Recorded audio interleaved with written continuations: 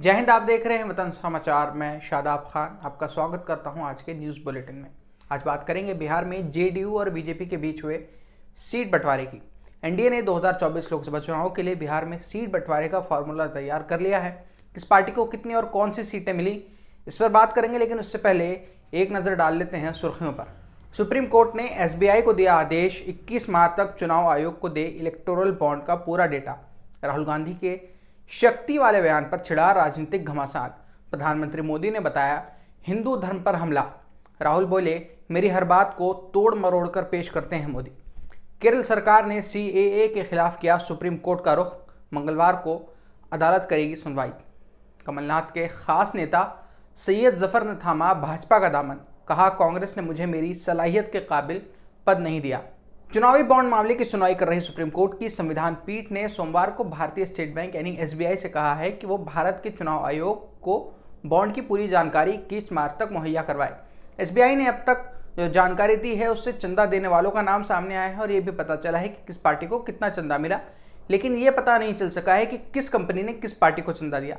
ये पता लगाने के लिए इलेक्टोरल बॉन्ड पर एक अल्फा न्यूमेरिक कोड होता है, जैसा आपकी जेब में रखे नोट पर भी है। सुप्रीम कोर्ट ने एसबीआई से कहा है कि वो चुनाव आयोग को उस अल्फा न्यूमेरिक कोड के आंकड़े 21 मार्च तक मुहैया करवाए। भारत के मुख्य न्यायाधीश डीवाई चंद्रचूड़ की अध्यक्षता वाली पीठ ने एसबीआई के अध्यक्ष और प्रबंध निदेशक को 21 मार्च को शाम 5 बजे या उससे पहले एक हलफनामा दाखिल करने को भी कहा है। इस हलफनामे में ये लिखा होना चाहिए कि एसबीआई ने चुनाव आयोग को इलेक्टोरल बॉन्ड की पूरी जानकारी दे दी है। कोर्ट ने कहा कि एसबीआई को पहले ही राजनीतिक पार्टियों द्वारा भुनाए गए इलेक्टोरल बॉन्ड्स की जानकारी का खुलासा कर देना चाहिए था। कोर्ट के पिछले आदेश का मतलब ही यही था कि एसबीआई को सारे आंकड़े सार्वजनिक करने हैं। सुप्रीम कोर्ट की सुनवाई में और क्या क्या हुआ ये आप कोर्ट हियरिंग की रिकॉर्डिंग में देख सकते हैं, जिसका लिंक आपको इस वीडियो के कमेंट सेक्शन में मिल जाएगा। अब बात करते हैं राहुल गांधी के उस बयान की जिसने एक अतरंगी राजनीतिक बहस छेड़ दी है। महाराष्ट्र में जब राहुल गांधी की भारत जोड़ो न्याय यात्रा खत्म हुई तो उन्होंने कहा कि वो शक्ति के खिलाफ लड़ रहे हैं। उस वक्त तो राहुल के बयान पर कोई खास चर्चा नहीं हुई, लेकिन प्रधानमंत्री नरेंद्र मोदी ने सोमवार को देश भर में जो भी रैलियां की वहां अपने विपक्षी नेता के इस बयान का जिक्र किया। उन्होंने कहा कि राहुल ने हिंदू धर्म की शक्ति का अपमान किया है। प्रधानमंत्री मोदी ने एक भाषण में कहा, क्या हम भारत में शक्ति की पूजा नहीं करते? क्या हमने अपना चंद्रयान शिव शक्ति को समर्पित नहीं किया है? लेकिन ये लोग शक्ति के बिना जीवन की बात कर रहे हैं। प्रधानमंत्री मोदी के भाषण वायरल होने के बाद राहुल की स्पीच का हिस्सा सामने आया, जिससे साफ हुआ कि राहुल मोदी सरकार की शक्ति से लड़ने की बात कर रहे थे और उनका कहना था कि ईवीएम से लेकर ईडी तक सभी कुछ इसी शक्ति के तहत काम कर रहा है।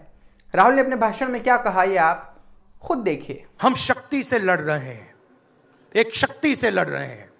अब सवाल उठता है वो शक्ति क्या है? जैसे किसी ने यहां कहा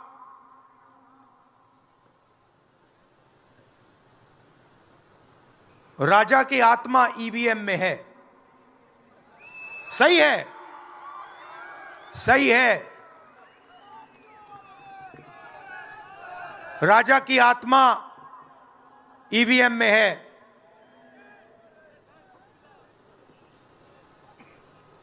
हिंदुस्तान की हर संस्था में है, ईडी में है, सीबीआई में है, इनकम टैक्स डिपार्टमेंट में है। एक वरिष्ठ नेता, नाम नहीं लेना चाहता हूं, इसी प्रदेश के एक वरिष्ठ नेता कांग्रेस पार्टी को छोड़ते हैं और रो के कहते हैं, मेरी मां से रो के कहते हैं कि सोनिया जी।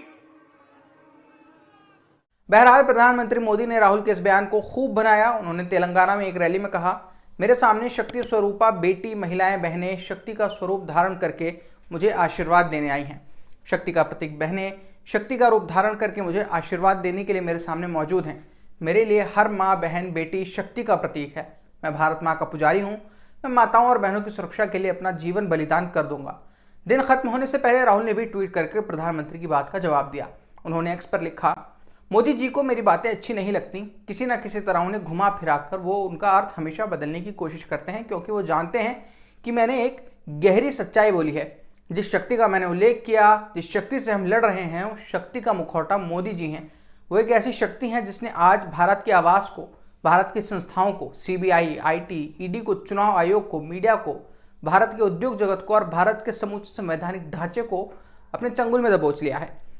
उसी शक्ति के लिए नरेंद्र मोदी जी भारत के बैंकों से हजारों करोड़ के कर्ज माफ कराते हैं, जबकि भारत का किसान कुछ हजार रुपयों का कर्ज न चुका पाने पर आत्महत्या करता है।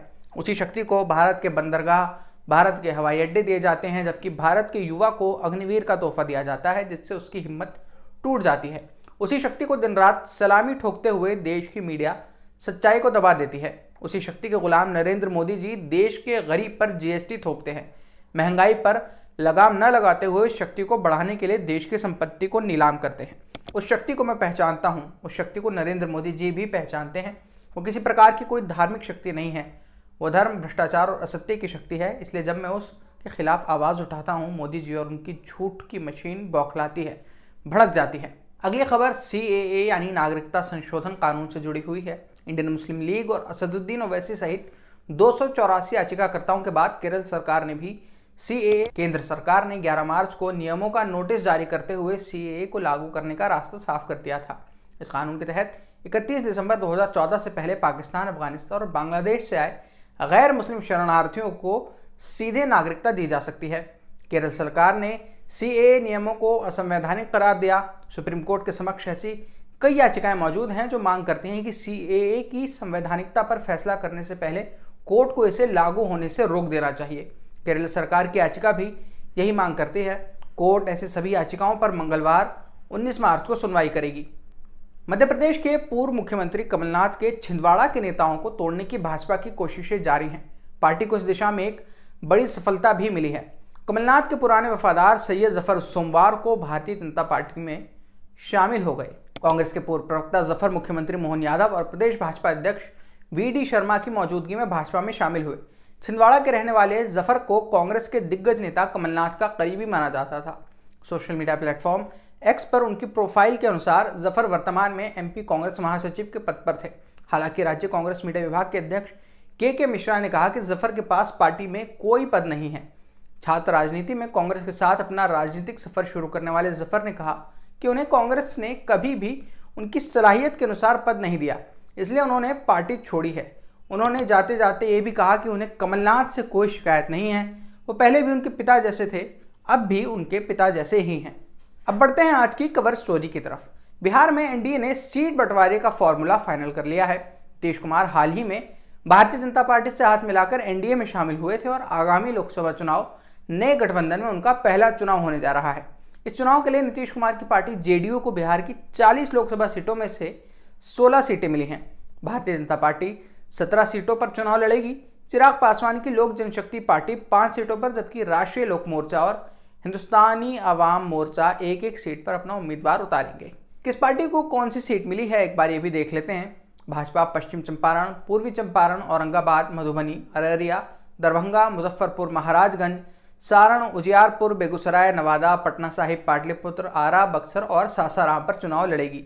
बात करें जेडीयू की तो वो वाल्मीकि नगर, सीतामढ़ी, झंझारपुर, सुपौल, किशनगंज, कटिहार, पूर्णिया, मधेपुरा, गोपालगंज, सिवान, भागलपुर, बांका, मुंगेर, नालंदा, जहानाबाद और शिवहर पर अपने उम्मीदवार उतारेगी। एलजेपी के कैंडिडेट हाजीपुर, वैशाली, समस्तीपुर, जमुई और खगड़िया में अपनी किस्मत आजमाएंगे। जीतन रामाजी की हिंदुस्तानी अवाम मोर्चा का गया सीट से चुनाव लड़ना तय हुआ है। काराकट से उपेंद्र कुशवाहा की पार्टी राष्ट्रीय लोक मोर्चा के प्रत्याशी मैदान में उतरेंगे। इनमें से कौन कौन भाजपा के 400 पार के सपने को साकार करने में अपना योगदान दे पाता है, ये देखने के लिए हमें थोड़ा इंतजार करना होगा। फिलहाल मेरी तरफ से इतना ही। आप देखते रहिए वतन समाचार।